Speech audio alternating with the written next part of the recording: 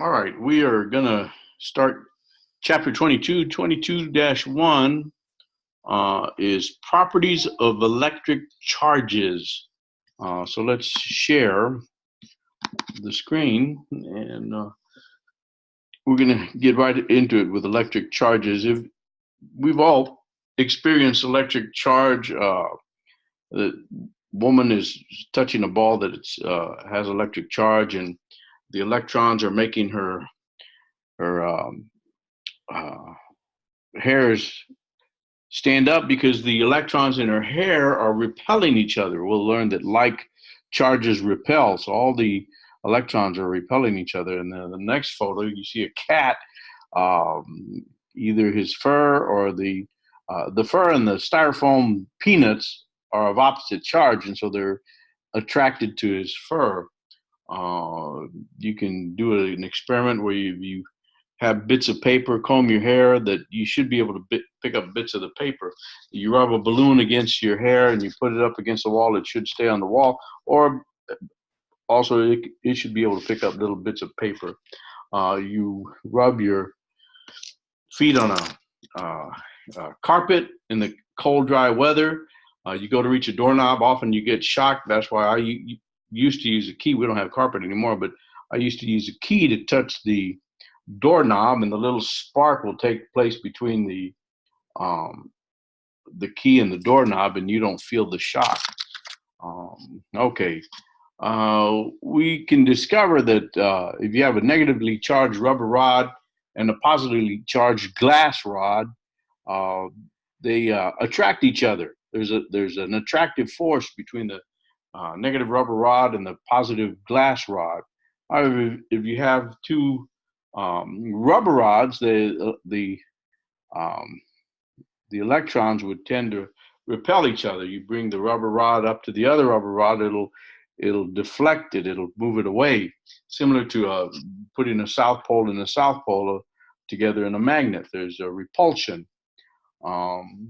Now, because of the conservation of charge, each electron adds a negative charge to the silk, and an equal positive charge is left on the glass rod. Conservation of charge means that there's going to be a transfer, an equal transfer. You won't. I'm just picking numbers. I mean, the charges are 10 to the x numbers, but you're not going to. If everything is neutral, you're not going to transfer 9 electrons to the cloth and have 10 positive ions on the glass. I mean, it's going to be equal. If you transfer 9 electrons, you're going to get 9 ions on the glass. So there's a conservation of charge. You're going to see the charge transfer in equal amounts. Now, Robert Millikan in 1909 discovered that the charges occur in integral multiples of a fundamental charge E.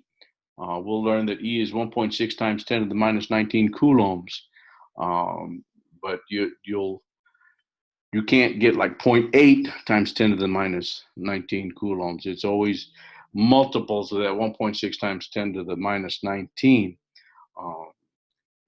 You can look up the Millikan oil drop experiment. He's the one that discovered that charge is quantized. That means it occurs in integral packets. So it's not a continuous range. It'll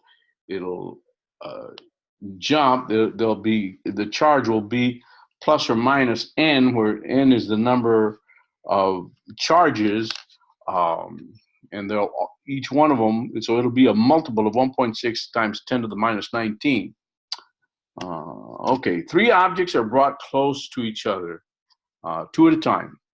When objects A and B are brought together, they repel.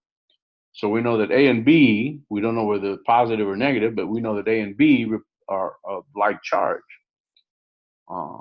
When objects B and C are brought together, they also repel. So what does that tell us? We know that B and C have like charge. Well, if A and B are alike and B and C are alike, then A must be equal to C. So let's Look at which of the following are true. Objects A and C possess charges of the same sign. Well, A and B repelled, B and C repelled, so A and C must repel also. They're of the same sign. Objects A and C possess charges of opposite sign. No, that's not true, because if A and C are of opposite sign, then B and C would have attracted each other.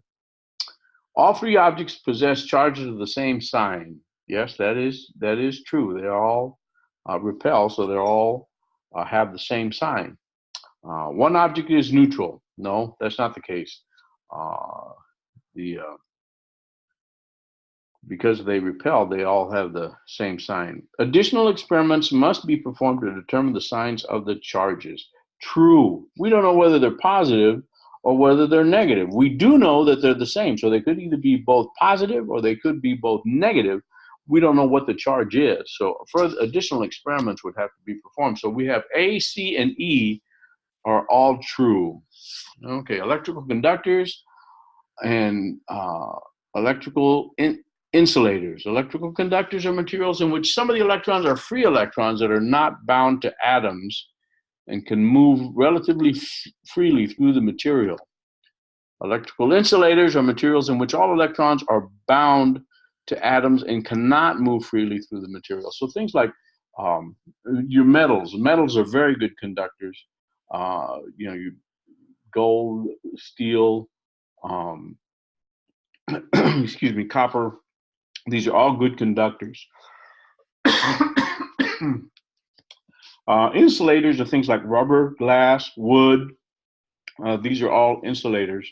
How much conductivity and how much insulation they provide depends on the materials.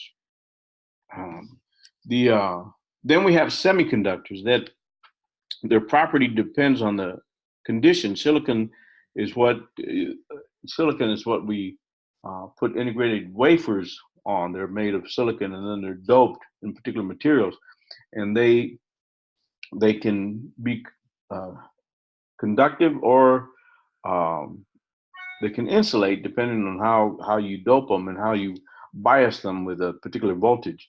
So silicon and polycrystalline germanium are two examples of semiconductors. And that's it for this portion of the lecture. We'll go on with the section 22.2, charging objects by induction, in the next lecture.